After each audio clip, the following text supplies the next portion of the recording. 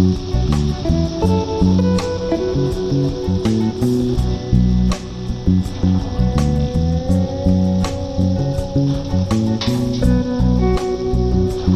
શ્રી કૃષ્ણ મિત્રો, સ્વાગત છે તમારું જયશ્રીસ કિચનમાં।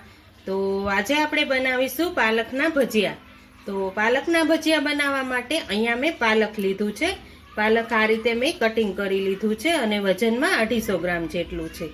તો મેં તેને ધોઈ અને સારુંથી સાફ કરી લીધું છે। તો આ ભજીયા આપણે ચોમાસાની ઋતુમાં અને શિયાળાની ઠંડી કડકડતી ઠંડી પડે છે ત્યારે પણ આ ભજીયા ખાવાની ખૂબ જ મજા આવે છે। તેવા આ ભજીયા બનીને તૈયાર થાય છે। તો ચાલો આપણે બનાવવાનું શરૂ કરીએ। તો અહીંયા મેં એક બાઉલ લઈ લીધું છે। હવે બાઉલમાં આપણે ચણાનો લોટ એડ કરીશું। તો અહીંયા હું 2 વાટકી જેટલો ચણાનો લોટ લઈ લઉં છું। આ રીતે આપણે 2 વાટકી ચણાનો લોટ લઈ લીધો છે। તો હવે તેમાં આપણે 2 ચમચી જેટલો રવો એડ કરીશું। રવો એડ કરવાથી આપણા ભજીયા એકદમ બહારથી ક્રિસ્પી બનીને તૈયાર થાય છે, એટલે આપણે તેમાં 2 ચમચી જેટલો રવો એડ કર્યો છે। હવે તેમાં આપણે બધા જ મસાલા એડ કરી દઈશું। તેમાં મેં અહીંયા 1 ચમચી જેટલા ધાણા અધકચરા વાટી લીધા છે, તે આપણે એડ કરીશું। અડધી ચમચી જેટલા મરી પાવડર છે, તે પણ આપણે એડ કરી દઈશું। 1 ચમચી જેટલો અજમો લીધો છે, તેને આપણે હાથેથી મસળી અને એડ કરી દઈશું। હવે તેમાં આપણે 1 ચમચી જેટલું આદુ અને લસણ મેં વાટીને લીધું છે, તે પણ આપણે એડ કરી દઈશું। તમે જો લસણ ન ખાતા હોય તો સ્કીપ પણ કરી શકો છો। તેમાં આપણે હવે અડધી ચમચી જેટલી હિંગ એડ કરીશું। હવે સ્વાદ પ્રમાણે આપણે નમક એડ કરી દઈશું। હવે આપણે બધા જ મસાલાને સારી રીતે મિક્સ કરી લઈશું। આ રીતે તમે બધા જ મસાલા પાલકના ભજીયામાં એડ કરશો ને તો આ ભજીયા એકદમ સરસ બનીને તૈયાર થાય છે। પોચા, જાળીદાર અને રૂ જેવા બને છે અને બહારથી રવો એડ કરવાથી બહારથી ક્રિસ્પી જેવા બને છે। તો આ રીતે આપણે બધો જ મસાલો સારી રીતે મિક્સ કરી લીધો છે। તમને જો મારા વિડીયો પસંદ આવતા હોય અને હજુ સુધી મારી ચેનલને લાઇક અને શેર ન કર્યું હોય તો પ્લીઝ લાઇક શેર કરજો અને મારી ચેનલને સપોર્ટ કરજો અને સબસ્ક્રાઈબ કરવાનું તો પ્લીઝ ભૂલતા જ નહીં। તો હવે આપણે મિક્સ કરી લીધું છે। હવે તેમાં આપણે પાલક એડ કરીશું। અહીંયા આપણે પાલક એડ કરી દઈશું। તો અહીંયા મેં 1 વાટકા જેટલી પાલક લીધી છે। હવે તેમાં અહીંયા મેં 3 થી 4 નંગ જેટલા મરચાં કટિંગ કરીને લીધા છે, તે પણ આપણે એડ કરી દઈશું। મરચાં અહીંયા મેં મોળા જ લીધા છે, તીખા નથી। હવે તેને પણ આપણે સારી રીતે મિક્સ કરી લઈશું। આપણે પાણીની જરૂર પડશે તેટલું જ એડ કરવાનું છે, કારણ કે પાલકમાં પાણીનું પ્રમાણ થોડુંક વધારે હોય છે, એટલે બેટરમાં પાણીની જરૂર પડશે તેટલું જ આપણે એડ કરવાનું છે। તો આ રીતે આપણે મસાલાને સારી રીતે મિક્સ કરી લેવાનું છે। હવે આપણે બેટરમાં થોડું થોડું પાણી એડ કરતા જશું અને બેટર બનાવી લઈશું। તો આ રીતે આપણે થોડું થોડું જ પાણી એડ કરી અને બેટરને બનાવી લેવાનું છે।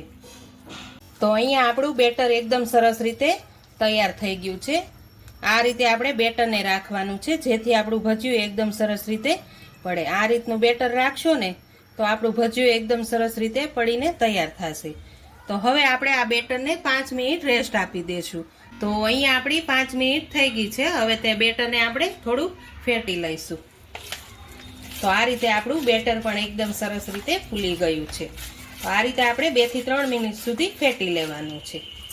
જો આ રીતે તમે 5 મિનિટ રેસ્ટ આપીને ભજીયા બનાવશો ને તો આ ભજીયા ખૂબ જ સરસ બનીને તૈયાર થાય છે। હવે અહીંયા મેં તેલ ગરમ કરવા મૂકી દીધું છે। આપણે જ્યારે ભજીયા બનાવવાના હોય ને ત્યારે જ આપણે સોડા કે ઈનોનો ઉપયોગ કરવાનો છે, ત્યાં સુધી નહીં। જો તમે પહેલેથી જ ઈનો અને સોડા એડ કરીને બેટર એમને રહેવા દેશો તો ભજીયું આપણું સારું નહીં બને। તો અહીંયા આપણે બેટરમાં આપણે 1 ચમચી જેટલા સોડા એડ કરી દઈશું।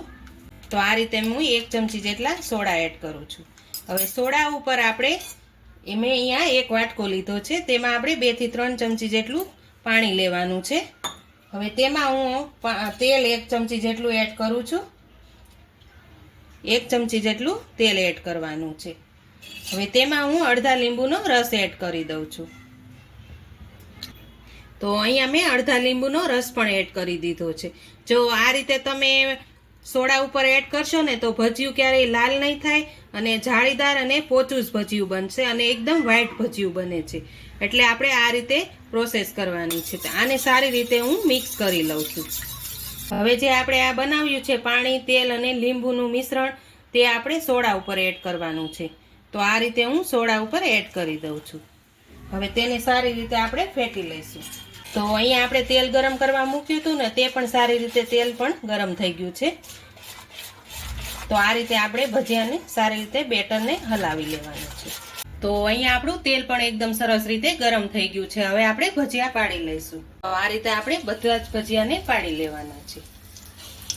તેલને આપણે બહુ જ ગરમ નથી કરવાનું, મીડિયમ રાખવાનું છે. તો અહીંયા આપણે ભજીયાને પાડી લીધા છે. હવે તેની હાથે જ તે ઉથલવા મળ્યા છે. હવે તેને 2 થી 3 મિનિટ સુધી આપણે પલટાવવાના નથી, તેની સાથે જ પલટી જશે. જો તો આ રીતે આપણે ધીમી આંચે જ ભજીયાને તળવા દેવાના છે. તો હવે તેને આપણે ધીમે ધીમે પલટાવી લઈશું. આ રીતે આપણે 2 થી 3 મિનિટ સુધી તળાવા દઈશું. તો અહીંયા આપણા ભજીયા એકદમ સરસ રીતે તળાઈ ગયા છે. હવે તેને આપણે બહાર કાઢી લઈશું. તો આ રીતે પણ આપણે બીજા ભજીયા પણ તળી લઈશું. જો આપણે રવો એડ કર્યો છે ને, એટલે એકદમ બહારથી ક્રિસ્પી બનીને તૈયાર થયા છે. તો આ રીતે આપણે હવે બીજા ભજીયાને પણ તળી લેવાના છે. તો આ રીતે હવે આપણે બીજા ભજીયાને પણ પાડી લઈશું. તો તૈયાર છે આપણા પાલકના ભજીયા. એકદમ પોચા, જાળીદાર અને રૂ જેવા તમે જોઈ શકો છો. અંદરથી જો એકદમ જાળીદાર બની અને તૈયાર થયા છે અને બહારથી એકદમ ક્રિસ્પી બન્યા છે. આપણે રવો એડ કરવાથી આ ભજીયા એકદમ કુરકુરા અને ક્રિસ્પી બન્યા છે. તો જો તમને મારી આજની રેસીપી પસંદ આવી હોય તો મારા વિડીયોને લાઈક કરજો, વધુમાં વધુ શેર કરજો અને હજુ સુધી મારી ચેનલને સબસ્ક્રાઈબ ન કરી હોય તો પ્લીઝ સબસ્ક્રાઈબ કરી દેજો અને કોમેન્ટ કરીને કહેજો કે તમને મારી આજની રેસીપી કેવી લાગી.